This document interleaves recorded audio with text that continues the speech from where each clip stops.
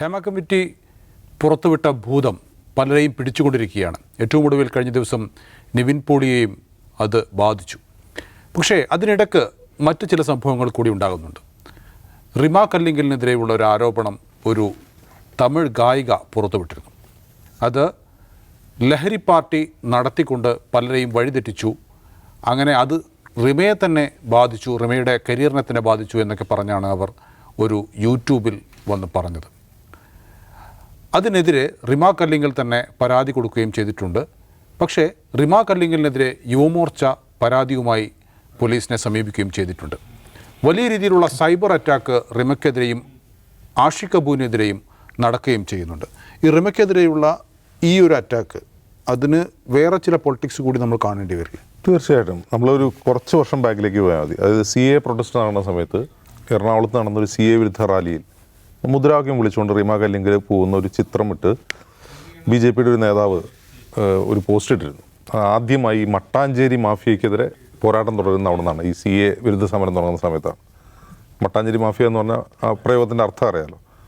അപ്പോൾ എന്താണ് ഈ CA രാഷ്ട്രീയ മുദ്രാവാക്യങ്ങൾ വിളിച്ചുകൊണ്ട് സമരം ചെയ്യുന്നതൊക്കെ കൊള്ളാം, കൃത്യമായി ടാക്സ് അടയ്ക്കണം, ഇല്ലെങ്കിൽ വീട്ടിലേക്ക് ED വരും എന്നായിരുന്നു ഒരു BJP നേതാവിൻ്റെ ഫേസ്ബുക്ക് പോസ്റ്റ്.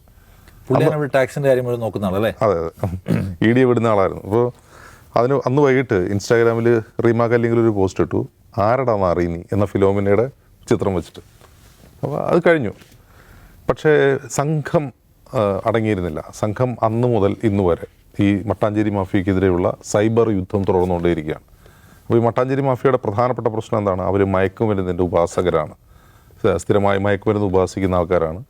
അതുപോലെ രാഷ്ട്രീയ ഹിഡൻ സുഡാപ്പി ഹിഡൻ അജണ്ടകളുമായി സിനിമകൾ ഇറക്കുന്ന ആൾക്കാർ, അങ്ങനെയുള്ള കുറേയധികം വാദങ്ങളുണ്ട്. യഥാർത്ഥത്തിൽ ഈ മയക്കുമരുന്ന് നമ്മൾ കേരളത്തിലെ ഈ പഞ്ചാബ് പോലെ ഒരു സംസ്ഥാനമായി കേരളം മാറിക്കൊണ്ടിരിക്കുകയാണ്. മയക്കുമരുന്നിൻ്റെ ദുരുപയോഗം വളരെ കൂടുതലാണ്, നമുക്കറിയാം. ആ പിടിക്കുന്നത് വളരെ കുറവാണ്. ഇപ്പോൾ നമുക്ക് ഡാൻസ് ഓഫ്, ഇപ്പോൾ ഈ അൻവർ ഉയർത്തിവിട്ട പ്രശ്നത്തിൽ ഡാൻസ് ഓഫ് എല്ലാ ജില്ലകളിലും ഉണ്ടെങ്കിലും ഇത് പിടിക്കുന്നില്ല. ധാരാളമായി അവൈലബിൾ ആണ് കേരളത്തിൽ മയക്കുമരുന്ന്. ഇത് സിനിമാ മേഖലയിലുണ്ട്, ഇത് യാഥാർത്ഥ്യമാണ്. ഇനി ഈ മയക്കുമരുന്ന് എന്ന് പറയുന്നത് സിനിമകളെ തന്നെ ബാധിക്കുന്നു, സിനിമകളുടെ ചിത്രീകരണത്തെ തന്നെ ബാധിക്കുന്നുണ്ട്. ഇപ്പോൾ ഈ പ്രൊഡക്ഷൻ കൺട്രോളർമാർ, അതിൽ ഫിലിം പ്രൊഡ്യൂസർമാർ, അവരായിട്ട് സംസാരിക്കുമ്പോൾ പറഞ്ഞാൽ അവർ നേരിടുന്ന ഏറ്റവും വലിയ പ്രതിസന്ധി അതാണ്. ഇത് ഉപയോഗിക്കുന്ന നടന്മാരും നടിമാരും കൃത്യസമയത്ത് സെറ്റിൽ വരില്ല, അവർ കൃത്യമായി ഷൂട്ടിങ്ങിനോട് സഹകരിക്കുന്നില്ല. അതൊരു റിയൽ ഇഷ്യൂ ആണ്. അവർ തന്നെ പറയുകയാണ് അത് റിയൽ ഇഷ്യൂ ആണെന്ന് അവർ പറയുന്നുണ്ട്. പക്ഷെ അതിങ്ങനെ പിൻ പോയിൻ്റ് ചെയ്ത് ഈ നടന്മാരൊക്കെയാണ് കഞ്ചാവ് അടിക്കുന്നത് അല്ലെങ്കിൽ മയക്കുമരുന്ന് ഉപയോഗിക്കുന്നത് പറയാൻ പാടില്ല. അങ്ങനെ പറയാവുന്ന തെളിവുകൾ നമ്മുടെ കയ്യിലില്ല. എന്നാൽ അവരത് പറയുന്നുമില്ല, അവർ പറയാറുമില്ല. ഇപ്പോൾ റിമ കല്ലിങ്കലും ആഷിഖ് കപൂറുമാണ് മലയാള സിനിമയിൽ മയക്കുമരുന്നിൻ്റെ ഉപാസകർ എന്ന് ആരോപിക്കാവുന്ന ഒരു തെളിവുമില്ല. ആകെയുള്ള തെളിവെന്നാണ് ആഷിഖ് കപൂർ ഇടുക്കി ഗോൾഡ് എന്ന പേരിലൊരു സിനിമ ഇറക്കിയിട്ടുണ്ട്. അതിന് അദ്ദേഹം തന്നെ മറുപടി കൊടുക്കുന്നുണ്ട്. അത് ഞാൻ അതിനെ പിന്തുണയ്ക്കുന്നുണ്ടല്ലോ, ആ സിനിമയുടെ പശ്ചാത്തലം അതായതുകൊണ്ട് അങ്ങനെ ഒരു പേര് കൊടുത്തതാണെന്ന് അദ്ദേഹം മറുപടി പറയുന്നുണ്ട്. ഇപ്പോൾ റിമ കല്ലിങ്കലിനെതിരെ ഇപ്പോൾ ഉയർന്ന ആരോപണം സുചിത്ര എന്ന് പറയുന്ന ഒരു ഗായികയാണ്. അവർ SS മ്യൂസിക് എന്ന് പറയുന്ന ഒരു യൂട്യൂബ് ചാനൽ നൽകിയ അഭിമുഖത്തിൽ അവർ ഒരുപാട് കാര്യങ്ങൾ പറയുന്നുണ്ട്. ഇങ്ങനെ ഹേമ കമ്മിറ്റി റിപ്പോർട്ട് അത് തമിഴിൽ അങ്ങനെ, തെലുങ്കിൽ എങ്ങനെ എന്നൊക്കെ പറഞ്ഞിട്ട് അവർ ഇടയ്ക്ക് പറയുന്നുണ്ട് ഇത് ഫഹദ് ഫാസിലിനെയും ടീമിനെയും തകർക്കാനുള്ള നീക്കമാണ് ഹേമ കമ്മിറ്റി റിപ്പോർട്ട് എന്ന് അവർ പറയുന്നുണ്ട്. അപ്പോൾ അവരുടെ ലോജിക്കിനെ കുറിച്ച് അറിയാൻ വേണ്ടിയാണ് ഞാൻ പറയുന്നത്. പക്ഷേ ഇതിലെ രസം എന്താണെന്ന് വെച്ചാൽ ഈ റിമ കല്ലിങ്കൽ മയക്കുമരുന്ന് പാർട്ടി നടത്തുന്നു എന്നൊക്കെ പറഞ്ഞിട്ട് അവർ ഉപയോഗിക്കുന്നൊരു വാക്കുണ്ട്. അതിൽ ധാരാളം പെൺകുട്ടികൾ, ഈ ചാൻസ് കൂടി വരുന്ന പെൺകുട്ടികളൊക്കെ അതിൽ വരുന്നുണ്ട്, ചെറിയ പെൺകുട്ടികൾ. ആ പെൺകുട്ടികളുടെ സബ്സ്റ്റൻസ് വിർജിനിറ്റി നഷ്ടപ്പെടുന്നു അവിടെ നിന്നാണ് അവർ ആരോപിക്കുന്ന ഒരു ആരോപണം. ഈ സബ്സ്റ്റൻസ് വിർജിനിറ്റി എന്താണെന്ന് മനസ്സിലാവാതെ യുവമോർച്ച കൊടുത്ത പരാതിയിൽ പറഞ്ഞാൽ അവിടെയൊക്കെ പെൺകുട്ടികൾ ലൈംഗിക ചൂഷണം നടത്തിയെന്നാണ്. അതായത് ഇവർ പറഞ്ഞതെന്താണെന്ന് മനസ്സിലാവാതെ യുവമോർച്ച കൊടുത്ത, അതായത് മയക്കുമരുന്ന് നൽകി അവരുടെ കന്യകാത്വം കവർന്നു. ഈ സബ്സ്റ്റൻസ് വിർജിനിറ്റി എന്ന് പറഞ്ഞാൽ ആദ്യമായി മയക്കുമരുന്ന് ഉപയോഗിക്കുന്ന ആ അവസ്ഥയ്ക്കാണ് പറയുന്നത്. ഇവരതാണ്ട് വിർജിനിറ്റി നഷ്ടപ്പെട്ടു എന്ന് കരുതിയിട്ട് ഇവരെയൊക്കെ ലൈംഗിക ചൂഷണം നടത്തിയെന്നുകൊണ്ടാണ് പരാതി കൊടുത്തത്. അതുകൊണ്ടാണ് ഇതിൽ പ്രാഥമിക അന്വേഷണം നടക്കുന്നത്. അതർവൈസ് ഒരു സിനിമാ താരം ഡ്രഗ്സ് പാർട്ടി നടത്തിയെന്ന ആരോപണം, അതിന് തെളിവില്ലാതെ ഒരു പരാതി കൊടുത്താൽ എങ്ങനെയാണ് അതിനെപ്പറ്റി അന്വേഷിക്കുക? യുവമോർച്ച ഈ വിഷയം പറഞ്ഞുകൊണ്ടാണ്, അതായത് പെൺകുട്ടികളുടെ വിർജിനിറ്റി നഷ്ടപ്പെട്ടു എന്ന് അവർ തെറ്റിദ്ധരിച്ച് പരാതി കൊടുത്തുകൊണ്ടാണ് അതിൽ പ്രാഥമിക അന്വേഷണം നടക്കുന്നത്. അതല്ലാതെ ഏതെങ്കിലും ഒരു വീട്ടിൽ, ഒരു ഫ്ലാറ്റിൽ ഡ്രഗ് പാർട്ടി ഏതോ കാലത്ത് നടന്നു എന്ന് ഒരു വാലും തുമ്മുമില്ലാത്തൊരു പരാതിയിൽ എങ്ങനെയാണ് പോലീസ് അന്വേഷിക്കുക? അപ്പോൾ യഥാർത്ഥത്തിൽ ഇതിപ്പോൾ ഇല്ലാത്ത കേസാണ് അന്വേഷിച്ചുകൊണ്ടിരിക്കുന്നത്. ഇനിയിപ്പോൾ seriously Rima Kallingal drug abuse ചെയ്യുന്ന ഒരാളാണെന്ന് തന്നെ ഇരിക്കട്ടെ, അങ്ങനെയാണെങ്കിൽ പോലും ഈ പരാതിയിൽ എങ്ങനെയാണ് അവർക്കെതിരെ കേസെടുക്കുക? നൗഫലിൻ്റെ വീട്ടിൽ ഡ്രഗ്സ് ഉപയോഗിച്ചു എന്ന് പറഞ്ഞ് ഞാൻ പരാതി കൊടുക്കുകയാണ്. എന്താണ് ഈ തെളിവ്? ഡ്രഗ്സ് ഉപയോഗിക്കുന്നുണ്ടോ? ഡ്രഗ്സ് വാങ്ങുന്നതിന് തെളിവുണ്ടോ അല്ല എന്ന് നിഷാദ് പറയുന്നു എന്ന് പറയപ്പെടുന്നു. വിവാദം തന്നെ പറഞ്ഞു. സുചിത്ര പറയുന്നത് അങ്ങനെയാണ്. ഇതൊക്കെ ഞാൻ പല ന്യൂസുകളിൽ കേട്ട കാര്യമാണെന്നാണ് അവർ പറയുന്നത്.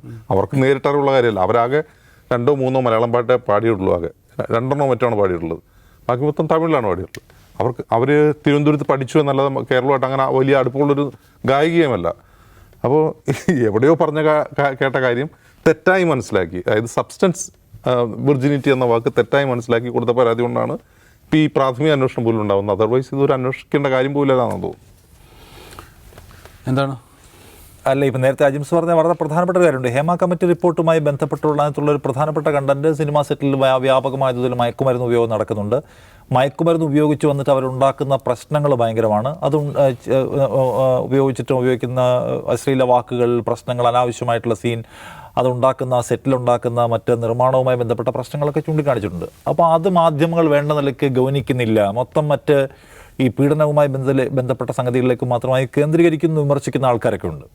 അങ്ങനെയാണെങ്കിൽ ഗവൺമെൻറ് ആണ് ഇതിനകത്തൊക്കെ അന്വേഷിക്കുകയും വിവരങ്ങൾ കണ്ടെടുക്കുകയും ഒക്കെ ചെയ്യേണ്ടത്. അപ്പോൾ സർക്കാരിൻ്റെ ബാധ്യതയാണ്. ഇനിയിപ്പോൾ സിനിമാ സെറ്റിനകത്ത് വലിയ തോതിൽ ഈ മയക്കുമരുന്ന് കൊണ്ടുവരുന്നുണ്ടോ, ഉപയോഗിക്കുന്നുണ്ടോ, അത് ഉണ്ടാക്കി പ്രശ്നങ്ങൾ ഉണ്ടാക്കുന്നുണ്ടെങ്കിൽ അത് ഇൻവെസ്റ്റിഗേറ്റ് ചെയ്യുകയും അതിൻ്റെ ആളുകളെ പിടിക്കുകയും സ്രോതസ് അടയ്ക്കുകയൊക്കെ ചെയ്യേണ്ട ബാധ്യത ഗവൺമെൻറ്റിനുണ്ട്. അതുകൊണ്ട് അത് ഡൗൺ പ്ലേ ചെയ്യപ്പെടാൻ പാടില്ല എവിടെയും. അത് മീഡിയയിലും ഡൗൺ പ്ലേ ചെയ്യപ്പെടാൻ പാടില്ല. സർക്കാരിൻ്റെ ഒരു പ്രിഫറൻസിനകത്തും അത് പ്രധാനമായിട്ട് വരേണ്ട കാര്യം. പ്രധാന മാധ്യമങ്ങൾ ആ വാർത്ത മുഖ്യ എന്നുള്ള ആരോപണമുണ്ട്. അത് ഈ ആരോപണം ഉന്നയിക്കുന്ന ആളുടെ താല്പര്യം വേറെയാണ്. നമ്മൾ അതിലേക്ക് മുമ്പ് വരും. പക്ഷേ ഇത് ഡൗൺ പ്ലേ ചെയ്യപ്പെടാൻ പാടില്ല. ഗവൺമെൻറ്റും ചെയ്യരുത്, മീഡിയയും ചെയ്യരുത്. അതുമായി ബന്ധപ്പെട്ട വളരെ സോളിഡായിട്ടുള്ള വിവരങ്ങളുണ്ടെങ്കിൽ ആ വിവരങ്ങളെ വെച്ച് വാർത്ത ചെയ്യുക, ആ വിവരങ്ങളെ വെച്ച് അന്വേഷിക്കുക എന്നുള്ള ബാധ്യത ഭരണകൂടത്തിനും മാധ്യമങ്ങൾക്കും എല്ലാം ഉണ്ട്. പക്ഷേ ഇവർ ഈ പറയുന്ന കാര്യങ്ങൾ എടുത്തു വെച്ചിട്ട് റിമാക്ക് അല്ലെങ്കിൽ വാഷിക് കപ്പും ഒക്കെ മൊത്തം സബ്സ്റ്റൻസിൻ്റെയും മയക്കുമരുന്നിൻ്റെ ആൾക്കാരാണെന്ന് എങ്ങനെയാണ് വിശ്വസിക്കുക? ഒന്നാമത്തെ കാര്യം അജിംസ് പറഞ്ഞ പോലെ അവർക്ക് മലയാള ഇൻഡസ്ട്രിയായിട്ട് വലിയ ബന്ധമൊന്നുമില്ല. പിന്നെ അവർ പറയുന്ന ഒരു കാര്യങ്ങൾക്കും വിശ്വാസ്യതയുടെ ഒരു പാരമ്പര്യം ഇല്ലാത്ത ഒരാളാണ് അവരിങ്ങനെ ഹൈപ്പ് കിട്ടാൻ വേണ്ടി പല കാര്യവും പറഞ്ഞിട്ടുണ്ട്. അപ്പോൾ അവരൊരു ഉദാഹരണം പറയാൻ സ്വന്തം ഭർത്താവുണ്ട് കാർത്തിക് കുമാറിനെതിരെ ഗുരുതരമായ ആക്ഷേപം ഉന്നയിക്കുക. അയാൾ ഗേ ആണെന്നൊക്കെ പറഞ്ഞാൽ ആരോപണം ഉന്നയിച്ച് വലിയ പ്രശ്നമാവുകയും അയാൾ കേസ് കൊടുത്തു. അയാൾ കേസ് കൊടുത്തപ്പോൾ സോറി ഞാൻ അറിയാതെ പറഞ്ഞു പോയത്, ക്ഷമിക്കണമെന്ന് പറഞ്ഞ് ഇവർ തന്നെ വന്ന് വീഡിയോയിൽ പറഞ്ഞു. അയാൾ വക്കീൽ നോട്ടീസ് അയച്ചതേ ഉള്ളൂ. അപ്പം തന്നെ അവരത് തിരുത്തി പറഞ്ഞു. ഒരു എത്രമാത്രം ഉത്തരവാദിത്തോടെ ആരോപണം ഉന്നയിക്കുന്ന ആളാണെന്ന് ഓർക്കണം. ആ ഉത്തരവാദിത്തത്തിൻ്റെ കാര്യം പറഞ്ഞു നോക്കിയാൽ അവർ പറഞ്ഞ രസകരമായ ചില കാര്യങ്ങളുണ്ട്. കമൽ ഹാസൻ ഒരു ട്രാൻസ്ജെൻഡറാണ് എന്ന ആരോപണം അവർ കാര്യമായിട്ട് തന്നെ ഉന്നയിക്കുന്നുണ്ട്.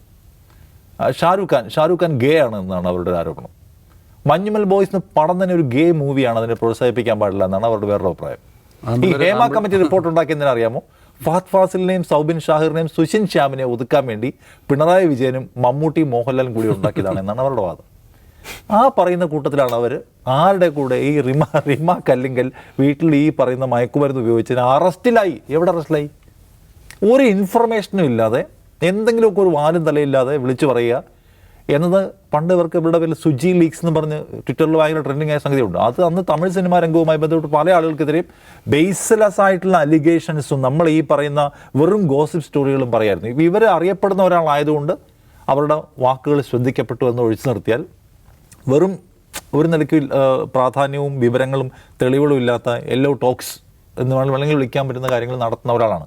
അപ്പോൾ അതിനെ ബേസ് ചെയ്തിട്ട് ഒരു കേസ് എടുക്കാൻ പോയാൽ ചമ്മി പോത്തേ ഉള്ളൂ എന്ന് ഞാൻ പറയാം. ഒന്നും സംഭവിക്കാൻ പോകുന്നില്ല.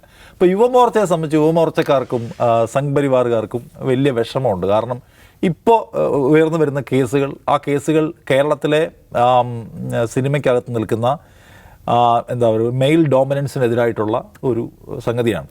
അതിലപ്പുറത്തുള്ളതാവട്ടെ സ്ത്രീകളാണ്. അപ്പോൾ സ്ത്രീകളുടെ മുന്നേറ്റം, ഫെമിനിസം, സ്ത്രീകൾ ഉന്നയിക്കുന്ന അവരുടെ രാഷ്ട്രീയമായ അവകാശങ്ങൾ, സാമൂഹികമായ അവകാശങ്ങൾ, ഇതൊന്നും സംഘപരിവാറിന് ദഹിക്കുന്ന ഒരു കാര്യമല്ല. കുലസ്ത്രീകൾ മാത്രം അതാണ് സംഘപരിവാറിന് അങ്ങനെ സ്ത്രീ അവകാശ പോരാട്ടം എന്ന് പറഞ്ഞു. ഫെമിനിസം, അവർ മുന്നോട്ട് വെക്കുന്ന നവരാഷ്ട്രീയം, അവർ ലെഫ്റ്റ് പൊളിറ്റിക്സ് ആണ് പറയുക, അതൊരിക്കലും സംഘപരിവാറിന് ദഹിക്കുന്നതല്ല. അപ്പോൾ ഫെമിനിസത്തിൻ്റെ എവിടെ തല കണ്ടാൽ അടിച്ചില്ലാതാക്കുക എന്നുള്ളതാണ് അവരുടെ കാണുന്ന ഒരു കാര്യം. അതുകൊണ്ട് ഇപ്പോൾ ഫെമിനിസം വിജയിച്ചു എന്നൊരു മട്ട് കേരളത്തിലുണ്ട്. കാരണം WCC എന്ന് പറഞ്ഞൊരു മൂവ്മെൻറ്റ് വന്നു. ആ മൂവ്മെൻറ്റ് ഈ പാട്രിയാർക്കലായിട്ടുള്ള കുറേ എലമെൻസിനെ എടുത്ത് മാർക്ക് ചെയ്ത് അവയ്ക്കെതിരായിട്ടുള്ള പോരാട്ടം നടത്തും. അതിലവർക്ക് വിജയിക്കാൻ പറ്റുന്നു. അതിൽ താരരാജാക്കന്മാരായിട്ടുള്ള ഇവരുടെ ആരാധനാമൂർത്തികൾക്ക് ഡിസ്റ്റർബൻസ് ഉണ്ടാകുന്നു. അപ്പോൾ ഇവരെ എങ്ങനെയും പൊളിക്കണം. അപ്പോൾ ഏതോ ഒരു റെസ്പോൺസിബിൾ കക്ഷി വിളിച്ചു പറഞ്ഞ് എന്തോ ഒരു സംഗതി എടുത്ത് പരാതി കൊടുത്ത് അതിന്മേലിപ്പോൾ മറിക്കാമെന്ന് ഇറങ്ങിയിരിക്കുകയാണ്. എന്ന് മാത്രമല്ല, ഈ പറയുന്ന റിമാക്ക് അല്ലെങ്കിൽ എതിരെ അടക്കം ഗുരുതരമായ തോതിലുള്ള എന്താ പറയുന്നത് സോഷ്യൽ മീഡിയ ക്യാമ്പയിൻ നടത്തുന്നുണ്ട്, വളരെ ആസൂത്രിതമായി നടത്തുന്നുണ്ട്. നമ്മൾ ചില പേജുകളൊക്കെ എടുത്ത് നോക്കിയാൽ ആ പേജുകൾ ഇതിനു വേണ്ടി മാത്രമായിട്ട് മീമുകൾ ഉണ്ടാക്കാനും ദുരാരോപണം ഉന്നയിക്കാനും വേണ്ടി മാത്രം മാറ്റി വെച്ചിരിക്കുന്നത് കാണാം. വളരെ പെയ്ഡായിട്ട് വർക്ക് ചെയ്യുന്ന തോന്നുന്ന തരത്തിലുള്ള വളരെ ആസൂത്രിതമായിട്ടുള്ള അറ്റാക്ക് അവർക്ക് നടക്കുന്നുണ്ട്. ഇന്നിപ്പോൾ WCC അതിനെക്കുറിച്ച് സ്റ്റേറ്റ്മെൻറ്റും പുറത്താക്കിയിട്ടുണ്ട്, മാക്സിമം തിരിച്ചടിക്കുക എന്ന് പറയുന്ന സംഗതി. അപ്പോൾ അതുകൊണ്ട് അതിൻ്റെ ഭാഗമാണ് ഇതെന്ന് സ്വാഭാവികം വിചാരിക്കണം. അതിനപ്പുറത്തേക്കുള്ള ഗൗരവം റിമയ്ക്കും ആഷിഖിനും എതിരായിട്ട് ഓർത്ത് തന്നിട്ടുള്ള ഈ പരാതിയിൽ ഇല്ല എന്ന് തന്നെ നമുക്ക് കാണാൻ പറ്റും.